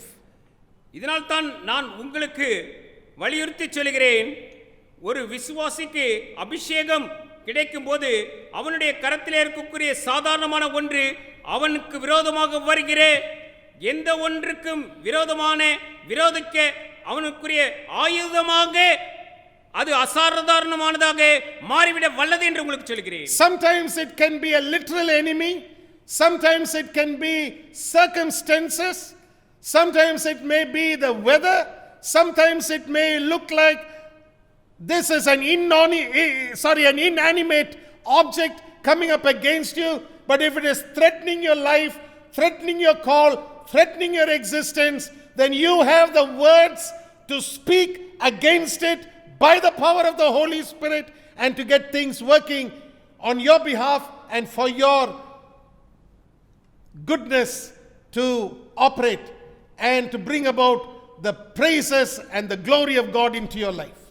உங்களுக்கு விரோதமாக வருகிறது ஒரு நபராக, ஒரு பொருளாக அல்லது சூழ்நிலையாக, அது எப்படிப்பட்டதாக இருந்தாலும் பரிசுத்த ஆவியானவருடைய உதவியோடு கூட அபிஷேகத்தை பெற்று அதற்கு விரோதமாக நீங்கள் பேசுகிற வார்த்தையினாலே அது ஆயுதமாக மாறி அதற்கு விரோதமாக அதற்கு செயல்பட்டு அந்த வேளையிலே நீங்கள் தேவனுக்கு மகிமையை செலுத்துகின்ற மகிமையை கொண்டு வருகிற வேலையாக அந்த வேலை மாற வல்லதாக இருக்கிறது என்று சொல்லி அறிந்து கொள்ளுங்கள். Great goodness can be brought into being just by speaking words under the anointing. அபிஷேகத்தோடு கூட நீங்கள் வார்த்தைகளை பேசும்போது மிக பெரிதான பலன்களை நன்மையை கொண்டு வரக்கூடியதாக அந்த வார்த்தைகள் மாற வல்லதாக இருக்கின்றது என்பதை அறிந்து கொள்ளுங்கள். Now there are a lot of words that we speak and we don't pay attention to them much because they are words that we speak in the flesh. நாம் மாம்சீகத்திலிருந்து பேசுகிறபடினாலே அந்த வார்த்தைகளுக்கு அர்த்தம் புரியாதவர்களாக அல்லது வார்த்தையை கவனம் செலுத்தாதவர்களாக அநேக வேளைகளிலே வார்த்தைகளை பேசுகிறவர்களாக நாம் காணப்படுகிறோம். But if you notice carefully, every word that you speak under the anointing will come to pass. ஆனால் நான் சொன்னதை நீங்கள் மிகவும் கவனத்திலே எடுத்துக்கொள்ள வேண்டும். அபிஷேகத்தோடு கூட அபிஷேகத்தின் நிறைவோடு கூட நீங்கள் பேசுகிற ஒவ்வொரு வார்த்தையும் அது நிச்சயமாக பலனை உங்களுக்கு கொண்டு வரும். That's the seventh point that I want to place before you. இதுதான் நான் உங்களுக்கு முன்பாக கொண்டு வருகிற ஏழாவது குறிப்பு அல்லது ஏழாவது திறவுகோல். Or the seventh key that I want to place before you. ஏழாவது திறவுகோலாக நான் கொடுக்கும் விபரம் சத்தியம் இதுவாகவே இருக்கிறது. Now let's move to the eighth key. நாம் இப்பொழுது எட்டாவது திறவுகோலுக்கு கடந்து செல்லலாம். The eighth key is that the anointing that attracts some often alienates others. அபிஷேகமானது சிலரை நமக்கு நேராக கவர்ச்சி விட்டு வருகிறது, சிலரை நம்மை விட்டு தூரப்படுத்தி விடுகிறது. Now this may look like a paradox, but you have to understand this is also part of learning about the anointing. இது ஒரு முரண்பாடாக காணப்படலாம், ஆனால் நீங்கள் ஒன்றை புரிந்து கொள்ள வேண்டும், இதுவும் அபிஷேகத்தை குறித்து நாம் கற்றுக்கொள்ளும் பாடத்தின் ஒரு பகுதி. You can consider what we are going to be learning today as one of the very hard sayings of Jesus. இயேசு கிறிஸ்து சொன்ன கடினமான வார்த்தைகளோடு கூட சம்பந்தப்பட்டதாக இந்த நாளிலே நாம் கற்றுக்கொள்ள போகிற பாடம் இருக்கிறது என்றதாக அறிந்து கொள்ளுங்கள். Like I told you, what will attract some will make some others walk away when the anointing is at work. அபிஷேகம் செயல்படும் வேளையிலே சிலரை உங்களுக்கு நேராக கொண்டு வரும், சிலரை உங்களை விட்டு விலக்கி வைத்துவிடும். Turn with me please to Matthew's Gospel chapter 10 and we are going to read 3 verses. என்னோடு கூட மத்தேயு எழுதின சுவிசேஷம் 10ஆம் அதிகாரத்திற்கு என்னோடு கூட வாருங்கள். அதிலிருந்து 3 வசனங்களை நாம் வாசிக்க இருக்கிறோம். There are 3 verses, but they are verses that you must pay attention to because they are the words of Jesus. இது 3 வசனங்கள், இவைகள் இயேசு கிறிஸ்து பேசின வார்த்தைகளாக இருக்கிறபடினால இதிலே நீங்கள் மிகவும் கவனம் செலுத்தி வாசியுங்கள். I'm going to read and I'm going to place the verses before you for your understanding. இந்த வார்த்தைகளை வாசித்து இந்த வார்த்தைகளை உங்களுக்கு முன்பாக நீங்கள் புரிந்து கொள்ளும்படியாக வைக்கும்படிக்கு நான் விரும்புகிறேன். Think not that I am come to send peace on earth. I came not to send peace but a sword. For I am come to set a man at variance against his father, and the daughter against her mother, and the daughter-in-law against her mother-in-law, and a man's foes shall be they of his own household. மத்தேயு எழுதின சுவிசேஷம் 10ஆம் அதிகாரம் 34ஆம் வசனம். பூமியின் மேல் சமாதானத்தை அனுப்ப வந்தேன் என்று எண்ணாதிருங்கள், சமாதானத்தை அல்ல பட்டயத்தையே அனுப்ப வந்தேன். எப்படி எனில் மகனுக்கும் தகப்பனுக்கும் மகளுக்கும் தாய்க்கும் மருமகளுக்கும் மாமிக்கும் பிரிவினை உண்டாக்க வந்தேன். ஒரு மனுஷருக்கு சத்துருக்கள் அவன் வீட்டாரே. Now, these words follow the teaching of Jesus soon after he speaks about confession of him in our lives publicly. நாம் வெளியரங்கமாக அவரை குறித்து நாம் அறிக்கை இட வேண்டும். அறிக்கை இடுதலை குறித்து அவர் கற்றுத்தந்த பிறகு இந்த வார்த்தைகள் பேசப்பட்டன என்பதை நாம் அறிந்து கொள்ள வேண்டும். Verse 33 tells us that if we deny him before men, he will deny us before the Father. 33ஆம் வசனத்திலே நாம் பார்க்கும்போது, மனுஷர் முன்பாக என்னை மறுதலிக்கிறவன் எவனோ அவனை நானும் பரலோகத்தில் இருக்கிற என் பிதாவின் முன்பாக மறுதலிப்பேன் என்கிறார். Why is this important for us? இந்த வார்த்தைகள் நமக்கு ஏன் முக்கியமானவைகளாக இருக்கின்றன? Because you must know that the anointing gives you the grace to be a bold witness for Jesus. நீங்கள் நன்றாக அறிந்து கொள்ள வேண்டும், அபிஷேகம் நீங்கள் இயேசு கிறிஸ்துவுக்கு எழுந்து நிற்கக்கூடிய நல்ல சாட்சியாக நிற்கக்கூடியவர்களாக வேண்டிய கிருபையை தருகிறது என்று அறிந்து கொள்ள வேண்டும். In fact, it is this chapter in the beginning verse, Matthew 10 verse 1, which we have already learned some things earlier, that you find that Jesus is seen giving power to his 12 disciples against all unclean spirits. நான் மத்தேயு எழுதின சுவிசேஷம் 10ஆம் அதிகாரம் முதல் வசனத்தை ஏற்கனவே கூட ஆழமாக வாசித்திருக்கிறோம். இதிலே அவருடைய சீஷர்களுக்கு சகல அசுத்தங்களுக்கும் விரோதமாக அதிகாரத்தை இயேசு கிறிஸ்து கொடுக்கும் ஒரு அதிகாரம் கொடுக்கும் சம்பவத்தை இங்கே பார்க்கிறோம். Now the anointing is given, authority and power is transferred, and he expects the believer to confess him before men. இப்பொழுது பார்க்கிறோம், அபிஷேகம் கொடுக்கப்பட்டாயிற்று, அதிகாரமும் வல்லமையும் அது கைமாறிவிட்டது. இப்பொழுது அவர்கள் மக்களுக்கு முன்பாக வெளியரங்கமாக இவரை குறித்து அறிக்கை இட வேண்டும் என்று சொல்லியதாக எதிர்பார்க்கப்படுகிறார்கள். It is in this context that you find Jesus making mention of the 3 verses that we just read to you from verses 34, 35 and 36. இந்த சூழ்நிலையின் பின்னணியிலே நீங்கள் இயேசு கிறிஸ்து பேசின இந்த 3 வசனங்களில் உள்ள வார்த்தைகளை கூர்ந்து கவனியுங்கள். What he is saying is related to our confession about him in our lives before men. மனுஷர்களுக்கு முன்பாக நாம் அவரை குறித்து எப்படிப்பட்ட அறிக்கையை செய்கிறோம் என்பதையே இந்த 3 வசனங்களும் நமக்கு எடுத்து காட்டுகின்றன. What he is saying is this. அவர் சொல்ல வருவதெல்லாம் இவையே. He is saying, before men, when you confess me, don't expect everybody to accept what you are saying. மனுஷருக்கு முன்பாக நீங்கள் என்னை அறிக்கை செய்யும்படியாக முன் வரும்போது மற்றவர்கள் எல்லாரும் நீங்கள் அறிக்கை செய்வதை ஏற்றுக்கொள்வார்கள் என்று எதிர்பார்க்க வேண்டாம் என்று அவர்களுக்கு கற்றுக் கொடுத்தார். That's why I told you what Jesus is talking now is going to sound and appear to us like a paradox. ஆகவேதான் இப்பொழுது இயேசு பேசுவது நமக்கு ஒரு முரண்பாடாக காணப்படும் என்று நான் உங்களுக்கு சொன்னேன். In Isaiah chapter 9 and verse 6, this verse tells us that Jesus will be called the Prince of Peace. சமாதானத்தின் பிரபு என்று இயேசு கிறிஸ்து அழைக்கப்படுவார் என்று சொல்லி ஏசாயாவின் புத்தகம் 9ஆம் அதிகாரம் 6ஆம் வசனத்திலிருந்து நாம் கற்றுக்கொள்கிறோம். Now, how on earth is the Prince of Peace going to create a situation in which some will receive his peace and some will walk away from his peace? சமாதான பிரபுவாகிய அவர் இருக்கும் வேளையிலே எப்படியாக சிலர் சமாதானத்தை பெற்றுக் கொள்வார்கள் அல்லது சமாதானத்தை விட்டு விலகி போவார்களாக காணக்கூடும் காண முடியும் என்பதாக நமக்குள்ளே கேள்வி எழுகிறது. To explain this to his listeners, Jesus is quoting from the book of Micah chapter 7 and verse 6. இந்த சூழ்நிலை விளக்குவதற்காக மீகாவின் புத்தகம் 7ஆம் அதிகாரம் 6ஆம் வசனத்தை இயேசு கிறிஸ்து எடுத்துக்காட்டி அவர்களுக்கு விளக்குவதை நாம் பார்க்கிறோம். I want you to make a note of this.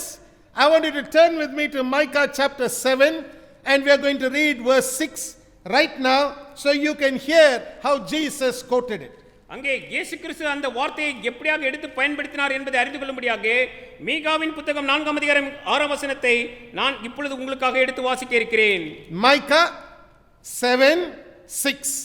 மீகாவின் புத்தகம் 7ஆம் அதிகாரம் 6ஆம் வசனம்.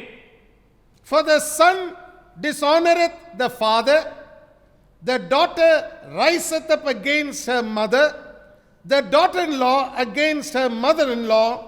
A man's enemies are the men of his own house. மீகா 7:6. மகன் தன் தகப்பனை கனவீனப்படுத்துகிறான், மகள் தன் தாய்க்கு விரோதமாகவும் மருமகள் தன் மாமிக்கு விரோதமாகவும் எழும்புகிறார்கள், மனுஷனுடைய சத்துருக்கள் அவன் வீட்டார்தானே. Now listen carefully. As the Prince of Peace, when you say, I believe in Jesus, he is the Messiah, he is the Savior of the world, there's going to be some who will receive the peace he offers them, while there will be some, Jesus said, who will walk away from his peace. நான் சமாதான பிரபு, நான் அவரை இரட்சகராக அவரை ஏற்றுக்கொள்கிறேன் என்று சொல்லியதாக நீங்கள் அவர் மேசியா என்று சொல்லியதாகவும் சொல்லும்போது சிலர் நீங்கள் சொல்லும் வார்த்தைகளை ஏற்றுக்கொள்வார்கள், சிலர் நீங்கள் சொல்லும் வார்த்தைக்கு ஏற்றுக்கொள்ளாது அவர்கள் விலகி போவார்கள். Some of them are going to refuse the peace that comes from Jesus. இயேசு கிறிஸ்துவினிடத்திலிருந்து வரக்கூடிய சமாதானத்தை நான் ஏற்றுக்கொள்ள மாட்டேன் என்பதாக சொல்லி சிலர் விலகி போவதாகவும் இருக்கக்கூடும். Now, the sword that he is saying is going to be a divider between what will be a man who accepts the peace from Jesus and a man who rejects the peace that Jesus offers. இயேசு கிறிஸ்து கொடுக்கக்கூடிய சமாதானத்தை ஏற்றுக்கொள்ளுகிறவர், இயேசு கிறிஸ்து கொடுக்கக்கூடிய சமாதானத்தை ஏற்றுக்கொள்ளாதவர்கள், இவர்களை பிரிக்கக்கூடியதாக இயேசு கிறிஸ்து இந்த இடத்திலே சொல்லுகிற பட்டயம் இருக்கும். Remember, Jesus is saying, I came not to send peace that will make a man who accepts me and rejects me live continuously in their own state of acceptance, but I have come to send a sword that will divide believer from unbeliever. நான் கொடுக்கும் சமாதானத்தை ஏற்றுக்கொள்கிறவர்கள் ஏற்றுக்கொள்ளாதவர்கள் அப்படியே அந்த நிலைப்பாட்டிலே தொடர்ந்து நிலைத்திருக்கும்படியாக அவர்களை நிலைத்திருக்க பண்ணுவதாக அல்ல, நான் சமாதானத்தை அல்ல பட்டயத்தை அனுப்புகிறேன், அந்த பட்டயம் அவர்கள் இருவரையும் இரண்டாக பிரித்துவிடும் என்று சொல்கிறார். You must understand in this statement and in the court of Micah, what Jesus is explaining is, it is the wickedness of men that will resent the gospel, but not God pushing away a man who was making an attempt to come to him. மனிதர்களிடம் காணப்படும் பொல்லாப்பே நற்செய்தியை குறித்த தப்பான எண்ணம் கொள்ள செய்கிறதே அல்லாமல் அவரிடத்தில் வரும்படிக்கு முயற்சிக்கும் மனிதனை தேவன் ஒருபோதும் புறம்பே தள்ளுவதில்லை என்பதையே இந்த அறிக்கையில் இருந்தும் மீகாவின் வார்த்தைகளில் இருந்தும் இயேசு விளக்குகிறார் என்பதை நீங்கள் புரிந்து கொள்ள வேண்டும். The explanation is very clear. இங்கே சொல்லப்படும் விளக்கம் மிக மிக தெளிவாக இருக்கிறது. It is the wickedness of men, மனிதனுடைய பொல்லாங்கு, not the rejection of God. தேவன் அவர்களை நிராகரிப்பதினாலே அல்ல. Remember, it is man who is going to decide, we don't want this peace, we don't want this peace giver, we don't want the Prince of Peace.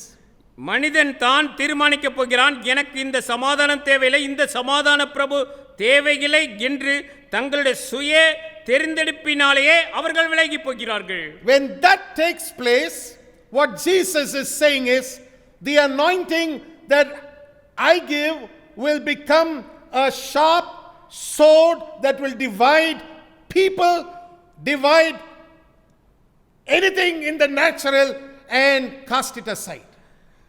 இப்படியான நான் சொன்ன சம்பவம் நடைபெறும் போது மாத்திரமே நான் சொல்லும் இந்த பட்டயம் அவர்களை பிரித்து அவர்களை வேறு பிரித்து வைத்துவிடும் என்று இயேசு சொல்கிறார். And that sword will be so sharp that it will cut asunder any natural tie when those ties don't submit to the offer that is coming through Jesus Christ to mankind. மனுக்குலத்திற்கு இயேசு மனமுவந்து தரும் அழைப்பிற்கு தங்களை சமர்ப்பிக்காதவர்களாக நமக்கு இயற்கையாக அமைந்த உறவுகளான அப்பா அம்மா மகன் மகள் போன்றவை இருக்குமானால் அந்த உறவுகளையும் வெட்டிவிடும் அளவிற்கு இந்த பட்டயம் மிகவும் கருக்கானது. Read with me Hebrews chapter 4 and verse 12 please. என்னோடு கூட எபிரேயர் புத்தகம் 4ஆம் அதிகாரம் 12ஆம் வசனத்திற்கு உங்கள் வேதாகமத்தை திருப்புங்கள். Hebrews chapter 4 and verse 12. எபிரேயரின் புத்தகம் 4ஆம் அதிகாரம் 12ஆம் வசனம். For the word of God is quick and powerful and sharper than any two-edged sword, piercing even to the dividing asunder of soul and spirit and of the joints and marrow, and is a discerner of the thoughts and intents of the heart. 12ஆம் வசனம், தேவனுடைய வார்த்தையானது ஜீவனும் வல்லமையும் உள்ளதாயும் இருபுறமும் கருக்குள்ள எந்த பட்டயத்திலும் கருக்கானதாயும் ஆத்துமாவையும் ஆவியையும் கணுக்களையும் ஊனையும் பிரிக்கத்தக்கதாக உருவ குத்துகிறதாயும் இருதயத்தின் நினைவுகளையும் யோசனைகளையும் வகையறுக்கிறதாயும் இருக்கிறது. The word quick literally means alive. இங்கே ஆங்கிலத்திலே குயிக் என்று இருக்கிறது, தமிழிலே உயிர்த்தெழுதல் அல்லது உயிரோடு எழுப்புதல் என்று அர்த்தமாகிறது. So the word quick literally means the word of God is alive and powerful, and it's talking about a God infused life that is inherent in the word. தமிழிலே மிக அழகாக இருக்கிறது. தேவனுடைய வார்த்தையானது ஜீவனும் வல்லமையும் உள்ளதாக, அது அந்த வார்த்தைக்குள்ளே ஜீவனை ஊதிற்று என்று அர்த்தமாகிறது. It's a God infused life. அது வார்த்தைக்குள்ளே ஜீவனை ஊதி உள்ளே பிரவேசிக்க பண்ணினது போல காணப்படுகிறது.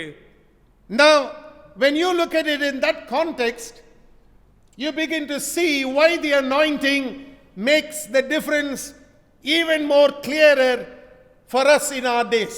நம்முடைய நாட்களிலே அபிஷேகமானது எவ்வளவு மிக தெளிவானதாக இருக்கிறது என்பதை இந்த சூழ்நிலைகளிலிருந்து நாம் பார்த்து கண்டு நாம் கற்றுக்கொள்ளும் போது அப்படியாக ஆகிறது. The anointing begins to differentiate between darkness and light, righteousness and unrighteousness, unholy and holy, Christ and the things that don't belong to Christ.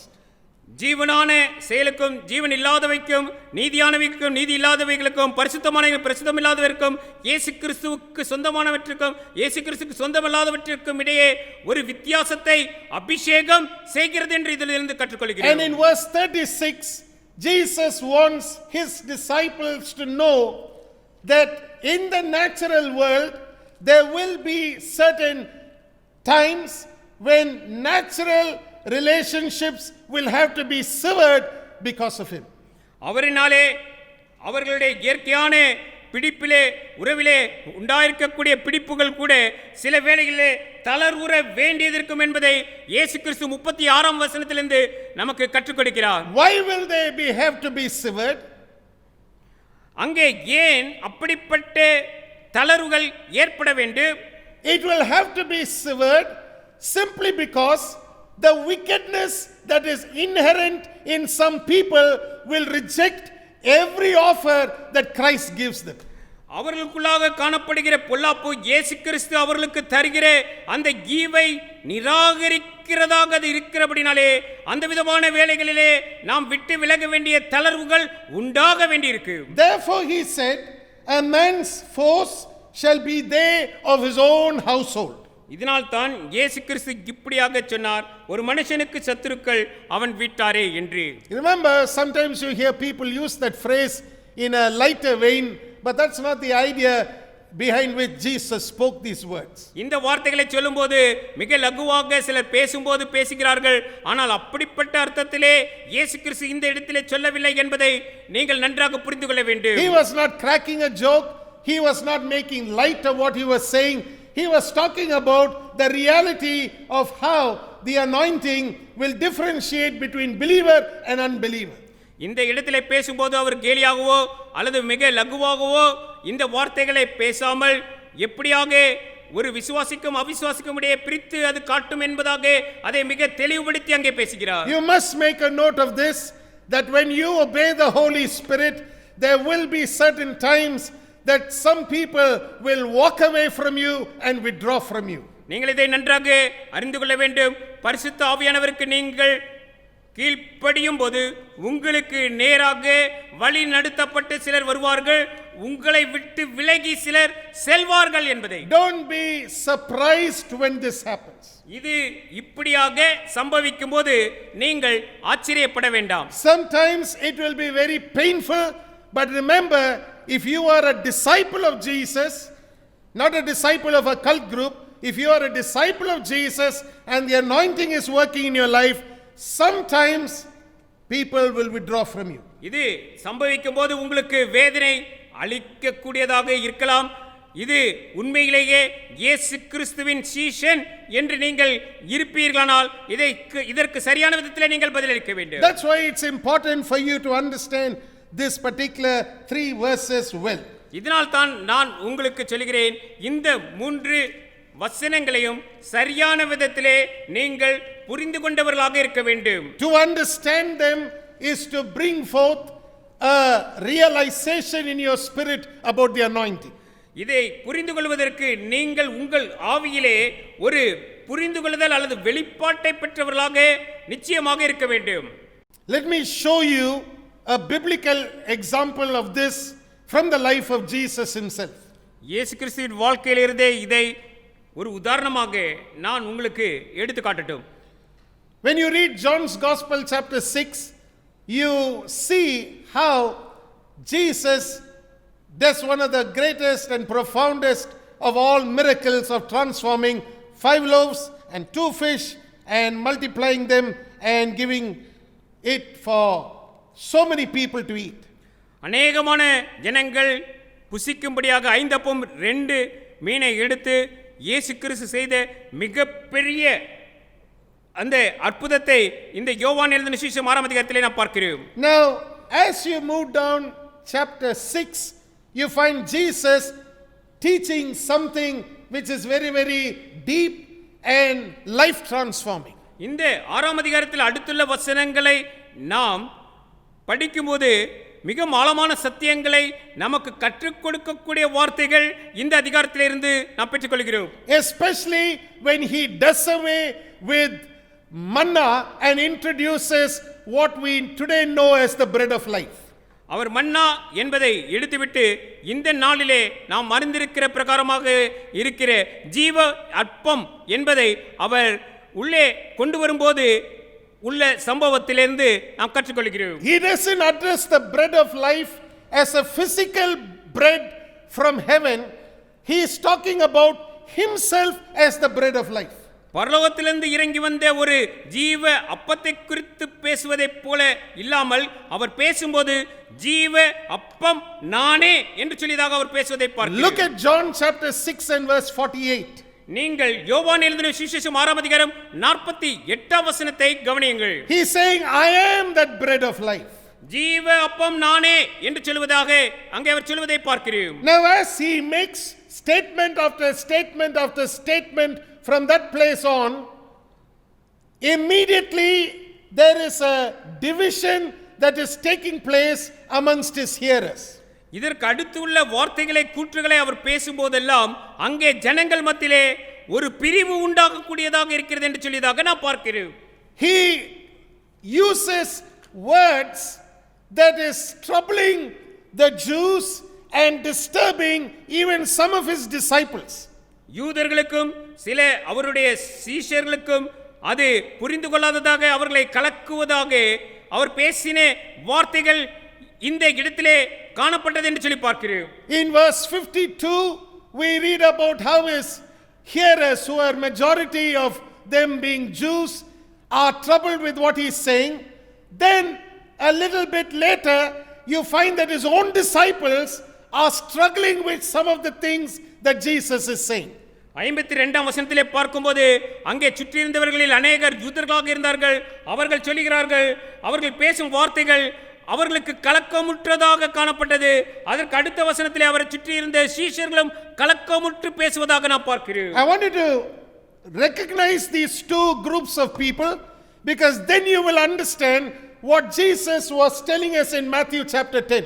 மத்தேயு 10ஆம் அதிகாரத்திலே இயேசு கிறிஸ்து என்ன சொன்னார் என்பதை புரிந்து கொள்வதற்கு நீங்கள் இங்கே சொல்லப்பட்டிருக்கும் இருதரப்பட்ட மக்களை குறித்து அறிந்திருப்பது நலமாயிருக்கும். First is the ordinary Jews who are just curious about the ministry of Jesus and they want free food all the time. முதலிலே காணப்படுவர்கள் அவர்கள் சாதாரணமாக காணப்பட்ட யூதர்கள். அவர்கள் எப்பொழுதும் இயேசு கிறிஸ்துவிடத்திலிருந்து அவர்கள் இலவசமாக உணவு கிடைக்குமோ என்று சொல்லி எதிர்பார்த்து வந்த யூதர்களாக காணப்பட்டார்கள். There's another group who are following his teachings for some time. There is disciples, but they're also struggling now when he speaks certain things. சில காலமாக இயேசு கிறிஸ்துவை பின்பற்றி அவருக்கு சீஷராக இருந்தவர்களும் கூட அங்கே கலக்கமுற்ற அடுத்த கூட்டத்தாராக இந்த பகுதியிலே நாம் பார்க்கிறோம். Look at verse 52 please. நீங்கள் இப்பொழுது 52ஆம் வசனத்தை கவனியுங்கள். The Jews therefore strove among themselves, saying, how can this man give us his flesh to eat? அப்பொழுது யூதர்கள் இவன் தன்னுடைய மாம்சத்தை எப்படி நமக்கு புசிக்க கொடுப்பான் என்று தங்களுக்குள்ளே வாக்குவாதம் பண்ணினார்கள். Then Jesus goes on to explain the covenant to his hearers, and he doesn't use ordinary things to explain the covenant. He is now using his own body and his blood to explain the covenant. அவர் இப்பொழுது உடன்படிக்கை குறித்து பேசுகிறார். அந்த உடன்படிக்கை குறித்து விளக்குவதற்கு சாதாரணமான வார்த்தைகள் அல்ல, தன்னுடைய சொந்த சரீரத்தையும் தன்னுடைய சொந்த இரத்தத்தையும் எடுத்து அவர் அங்கே விளக்கி பேசுவதை நாம் பார்க்கிறோம். Now when he begins to say that, look at verse 59. இப்பொழுது நீங்கள் பாருங்கள் 59 இப்படியாக அவர் பேசுகிறார் என்று சொல்லி பார்க்கிறோம். These things said he in the synagogue as he taught in Capernaum. Many therefore of his disciples, when they had heard this, said, "This is a hard saying. Who can hear it?" கப்பர்நகூமில் உள்ள ஜெப ஆலயத்திலே அவர் உபதேசிக்கையில் இவைகளை சொன்னார். அவருடைய சீஷரில் அநேகர் இவைகளை கேட்டபொழுது, இது கடினமான உபதேசம், யார் இதை கேட்பார்கள் என்றார்கள். I want you to make a note of these scriptures down, because they are very, very important for us, and they help us understand the implications of Matthew chapter 10. மத்தேயு 10ஆம் அதிகாரத்தினுடைய அந்த அர்த்தத்தை மிக தெளிவாக விளக்கக்கூடியதாக இந்த வசனங்கள் இருக்கிறபடினாலே இந்த வசனங்களை, வேத வசனங்களை நீங்கள் உங்கள் குறிப்பு புத்தகத்தில் எழுதி கொண்டால் நலமாயிருக்கும். Verse 61. When Jesus knew in himself that his disciples murmured at it, he said unto them, "Does this offend you?" 61ஆம் வசனத்திலே அதை குறித்து முறுமுறுக்கிறார்கள் சீஷர்கள் என்று இயேசு தமக்குள்ளே அறிந்து அவர்களை குறித்து அவர்களை நோக்கி, இது உங்களுக்கு இடரலா இருக்கிறதோ என்றார். The word can be offensive to some people and offend some people. சிலருக்கு இடரலாய் சிலரை தாக்கக்கூடியதாய் வார்த்தை இருக்கக்கூடும். Remember, these were disciples. That's why Jesus asked them. He doesn't ask everybody. He asks who were his disciples who are getting offended by his words. Does my words offend you? இந்த வார்த்தைகளை அவர் சீஷர்களிடத்திலே, தன்னை சுற்றி இருந்த சீஷர்களிடத்திலே பேசுவதை பார்க்கிறோம். அவர் கேட்கிறார், இந்த வார்த்தைகள் உங்களுக்கு இடரலாய் இருக்கிறதோ என்று கேட்கிறார். He is not asking just everybody. He is asking his disciples. இங்கே பார்க்கும்போது நன்றாக கவனிக்க வேண்டும். அவர் எல்லோரையும் கூப்பிட்டு பேசவில்லை. அவர் கேட்டது தம்மை சுற்றி இருந்த சீஷர்களிடத்திலே இந்த வார்த்தைகளை கேட்டார் என்று. Now, the Bible tells us he is going to explain the hardness of a man's heart. ஒரு மனிதனுடைய இருதய கடினத்தை விளக்கி பேசுகிறார் என்று சொல்லி வேதம் சொல்கிறது. He is going to explain how a man is hard and how a man is open. தன்னுடைய இருதயத்திலே எப்படி கடினப்பட்டவனாக அல்லது எப்படி திறந்தவனாக ஒரு மனிதன் இருக்கிறான் என்பதை வேதாகமத்திலிருந்து நமக்கு விளக்குகிறது. Either he is hard or he is open to what the word of God is. தேவனுடைய வார்த்தைக்கு அவருடைய இருதயம் எவ்வளவு கடினப்பட்டதாக இருந்தது அல்லது திறந்ததாக இருந்தது என்று சொல்லியதாக நாம் இங்கே பார்க்கிறோம். Look at verse 62, 63, 64. 62, 63, 64 வசனத்தை நாம் பார்க்கலாம். What and if you shall see the Son of Man ascend up where he was before? It is the Spirit that quickeneth, the flesh profiteth nothing. The words that I speak unto you, they are spirit and they are life. But there are some of you that believe not. I wanted to highlight that. And he is talking to his disciples. He is saying, some of you, you are saying you are my disciples, but you believe not. For Jesus knew from the beginning who they were that believed not and who should betray him. 62ஆம் வசனம், மனுஷகுமாரன் தாம் முன்னிருந்த இடத்திற்கு ஏறி போகிறதை நீங்கள் காண்பீர்களானால் எப்படி இருக்கும்? 63, ஆவியே உயிர்ப்பிக்கிறது, மாம்சமானது ஒன்றுக்கும் உதவாது. நான் உங்களுக்கு சொல்லுகிற வசனங்கள் ஆவியாயும் ஜீவனாயும் இருக்கிறது. 64ஆம் வசனம், ஆகிலும் உங்களில் விசுவாசியாதவர்கள் சிலர் உண்டு என்று சொல்லி அவர் தம்மை சுற்றியிருந்த சீஷர்களிடத்திலே சொல்லுகிறார். சொல்லி அவர் தொடர்ந்து சொல்லுகிறார், விசுவாசியாதவர்கள் இன்னார் என்றும் தம்மை காட்டிக் கொடுப்பவன் இன்னார் என்றும் ஆதி முதலாக இயேசு அறிந்திருந்தபடியால் அவர் பின்னும். Now come to verse 65, 66. And he said, therefore said unto you that no man can come unto me except it were given unto him of my Father. From that time many of his disciples went back and walked no more with him. 65, 66 வசனத்தை நான் உங்களுக்காக வாசிக்கிறேன். ஒருவன் என் பிதாவின் அருளை பெறாவிட்டால் என்னிடத்திற்கு வரமாட்டான் என்று இது நிமித்தமே உங்களுக்கு சொன்னேன் என்றார். அது முதல் அவருடைய சீஷரில் அநேகர் அவருடனே கூட நடவாமல் பின் வாங்கி போனார்கள். I want you to mark the many that you will see in verse 60 and the many that you will see in verse 66. நீங்கள் வசனம் 60 மற்றும் 66 வசனத்தில் பார்க்கும் அநேகர் என்ற வார்த்தையை அடிக்கோடிட்டுக் கொள்ளுங்கள். The many that you will see are talking about not a few but quite a number of disciples. அநேகர் என்று சொல்லும்போது அது சிறிய எண்ணிக்கையில அநேக எண்ணிக்கையிலே இருந்தவர்கள். They walked away. That means they were his disciples, but they couldn't stand the anointing that was on him. They couldn't stand the word that he was preaching, and so they separated and walked away from the anointing and from his word. அதுவரைக்கும் சீஷராய் இருந்தவர்கள் அந்த அபிஷேகத்தோடு கூட சேர்ந்து நிற்க முடியாதவர்களாக, அவருடைய வார்த்தைக்கு சேர்ந்து செல்ல முடியாதவர்களாக அநேகர் அவருடனே கூட நடவாமல் பின்வாங்கி போனார்கள் என்று சொல்லி பார்க்கிறீர்கள். You can understand the number of people who walked away by the words Jesus asked the 12 who are with him. When he looked at them and with great pain in his spirit he says, will you also go away? அங்கே அநேகமான பேர் பின்வாங்கி போனார்கள் என்பதை இயேசு கிறிஸ்து தன்னோடு கூட இருந்த 12 பேர் தான் நிற்கிறார்கள் என்பதை அறிந்து அவர்களிடத்தில் கேட்ட கேள்வியிலிருந்து நாம் அறிந்து கொள்கிறோம், நீங்களும் போய்விட மனதாயிருக்கிறீர்களோ என்று கேட்டார். So you can expect when the anointing is at work and the word of God is going forth, there will be some who will receive the word with gladness of heart, while there will be some who will get offended because of the things that are already in their spirit. One of which is a major thing mentioned for us here, which is unbelief. That will hinder people from accepting the words of Jesus. அபிஷேகத்தினாலே தேவனுடைய வார்த்தையானது புறப்பட்டு செல்லும்போது சிலர் அதை மன உபயோகோடு கூட ஏற்றுக்கொள்கிறார்கள். சிலர் அவர்களுக்குள்ளாக இருந்த ஒன்று அல்லது அநேகம் தடை செய்வதாக காணப்படுமானால் பின்வாங்கி போகிறார்கள், கூட நடவ முடியாதவர்களாக புறப்பட்டு செல்கிறார்கள் என்று பார்க்கிறோம். இங்கே அந்த ஒன்று அவிசுவாசம் என்று சொல்லி நமக்கு குறிக்கப்பட்டு கொடுக்கப்பட்டிருக்கிறது என்பதையும் நாம் பார்க்கிறோம். Unbelief is highlighted for us by Jesus as a major hindrance from people walking with the anointing and with the word of God. தேவனுடைய வார்த்தையோடும் தேவனுடைய அபிஷேகத்தோடு கூட சேர்ந்து செல்ல முடியாதபடிக்கு ஒருவருக்கு தடையாக இருக்கக்கூடியது அவிசுவாசம் என்பதை முன்னிறுத்தி இயேசு கிறிஸ்து நமக்கு எடுத்து சொல்லி இருப்பதை இந்த பகுதியிலிருந்து நாம் அறிந்து கொள்கிறோம். This morning I am going to close, but I want you to pay special attention to the words of Jesus.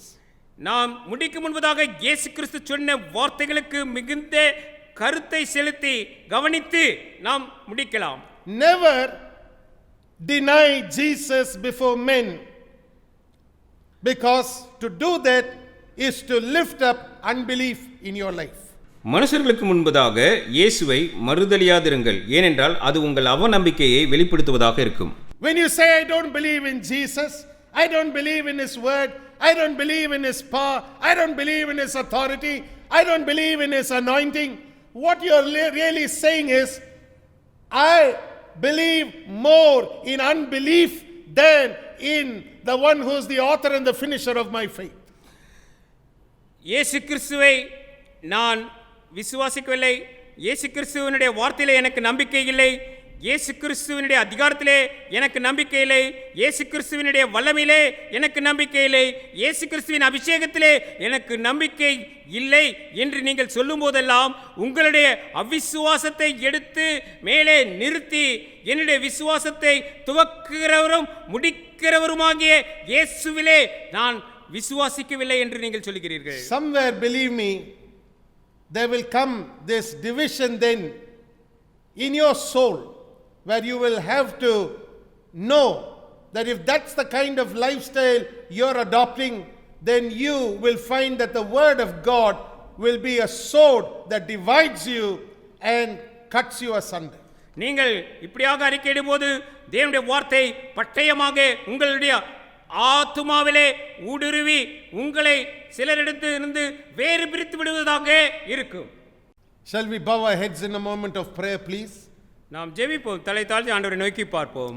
Father, in the mighty name of Jesus, we come to you with hearts that are filled with joy because of your Holy Spirit who has been speaking to us this morning. இந்த காலைவேளையிலே பரிசுத்த ஆவியானவர் நீர் தாமே எங்களோடு கூட பேசுகிறபடினாலே எங்களுடைய இருதயத்திலே மனமகிழ்வோடு கூட உம்முடைய குமாரனாகிய இயேசு கிறிஸ்துவின் வல்லமையுள்ள நாமத்தினாலே உம்முடைய சமூகத்திலே வருகிறோம் அப்பா. We thank you because your Holy Spirit is so precious to us and his words are precious to us. பரிசுத்த ஆவியானவர் நீர் எங்களுடைய வாழ்க்கையிலே மிகவும் விலையேற பெற்றவராக இந்த நிலையிலே இருக்கிறீர். அதே போல ஆண்டவரே உம்முடைய வார்த்தைகளும் எங்களுக்கு விலையேற பெற்றவைகளாக இருக்கின்றன.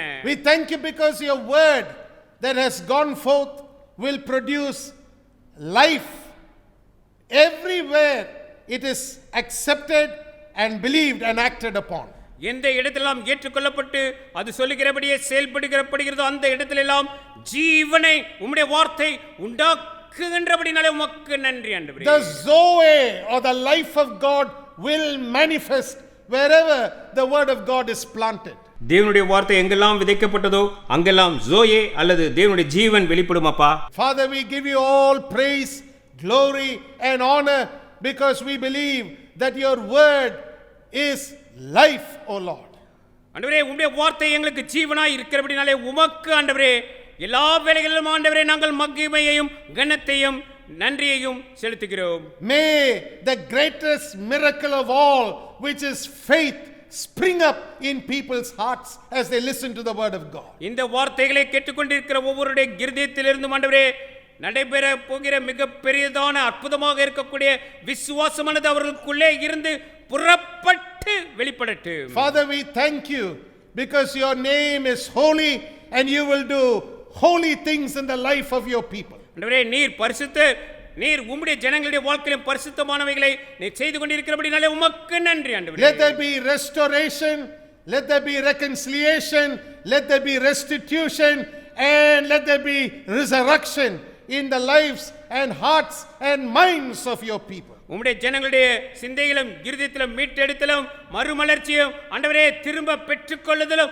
இந்த வேளையிலே உண்டாகட்டும். Oh, we give you all thanks and praise, O Lord. ஆண்டவரே உமக்கே ஆண்டவரே நாங்கள் துதியையும் ஆண்டவரே நன்றியையும் சொல்கிறோம். Rebuild lives that are broken, O Father. இந்த வேளையிலே ஆண்டவரே வாழ்க்கை ஆண்டவரே பிரிக்கப்பட்டதாக அல்லது உடைந்ததாக காணப்படுமானால் இந்த வேளையிலே நீர் திரும்ப கட்டி எழுப்பிடும். Rebuild hopes that have been shattered, O God. இந்த வேளையில் நம்பிக்கை இழந்திருக்கிறோம் என்று இருப்பார்களானால் இந்த வேளையில் நம்பிக்கை திரும்ப மீட்டெடுத்து தந்தரலாம். Rebuild lives according to your plan and purpose all over again, O God. மீண்டுமாக உம்முடைய திட்டப்படி உம்முடைய சித்தப்படி வாழ்க்கைகளை நீர் திரும்ப கட்டி எழுப்பியறலும் அப்பா. Restore back to people the joy of their salvation. ஆண்டவரே அவருடைய ரட்சிப்பின் சந்தோஷத்தை திரும்ப தந்து ஆண்டவரே அவர்களை மிகவும் மனமகிழ்வாக்கியறலும். Heal, O Lord, I pray,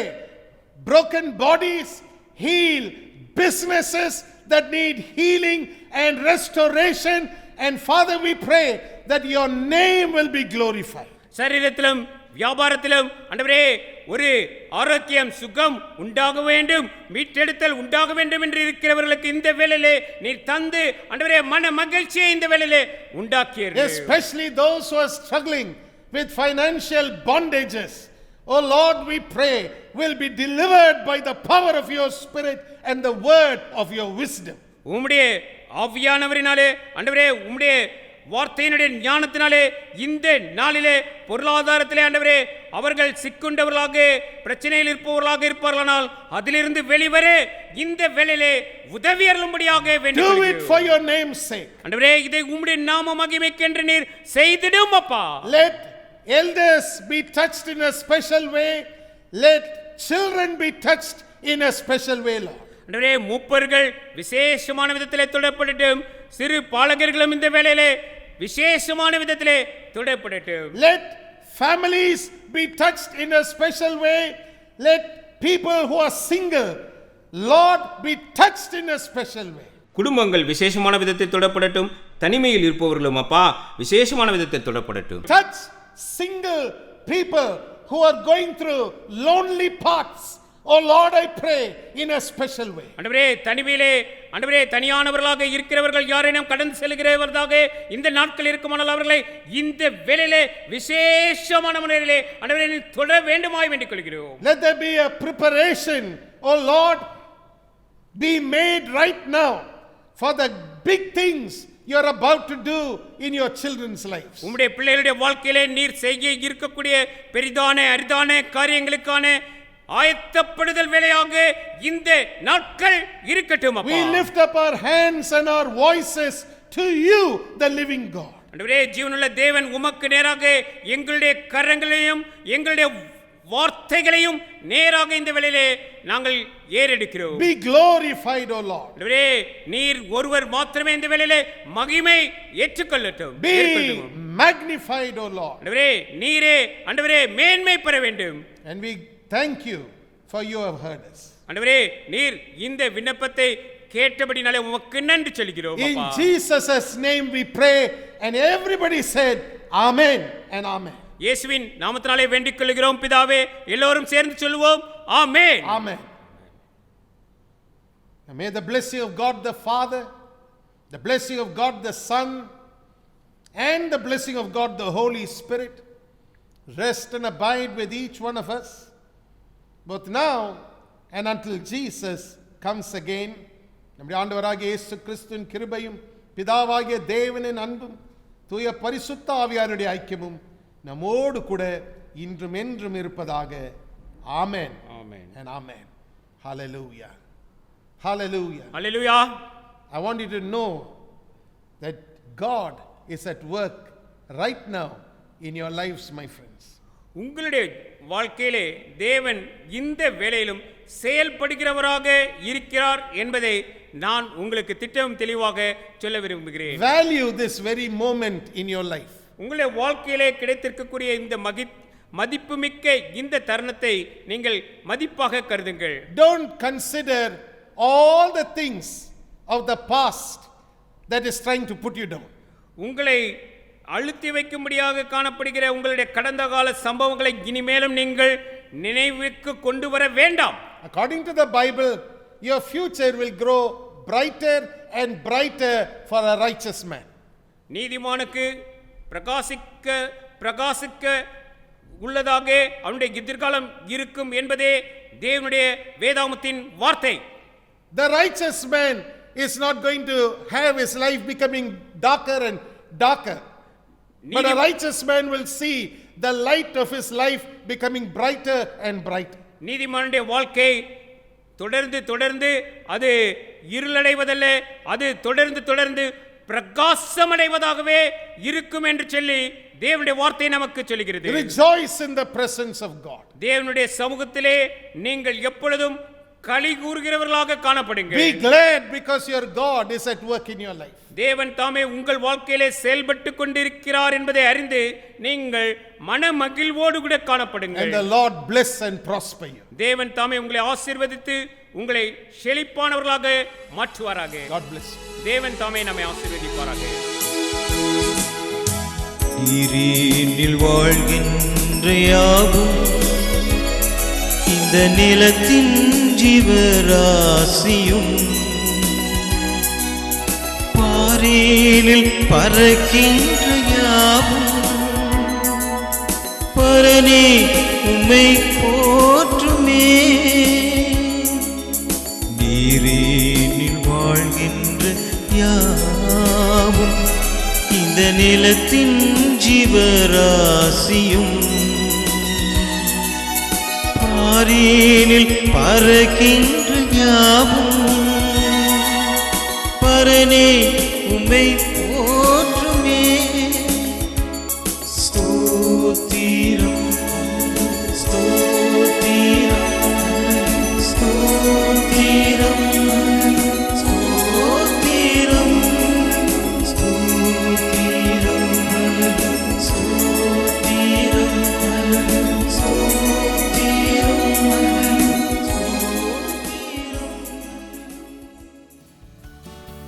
Make sure you don't miss receiving our free monthly newsletter, The Pulpit, which contains a 4-part teaching series on various Bible topics that will help you live in victory.